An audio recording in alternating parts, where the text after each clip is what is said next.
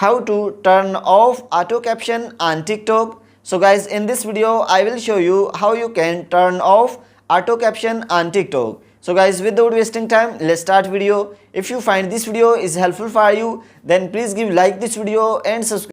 To turn off caption on TikTok, firstly open the TikTok. So after this you can see profile at the bottom right corner. So click on it.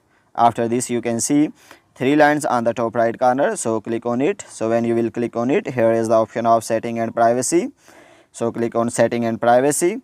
So after this you can see when you will scroll down, accessibility option. So click on accessibility. So after this you can see here captions. So just click on it and turn it on. So guys, in this way you can turn off or on captions on TikTok. If this video is helpful for you, then please give like this video and subscribe our channel. Thanks for watching.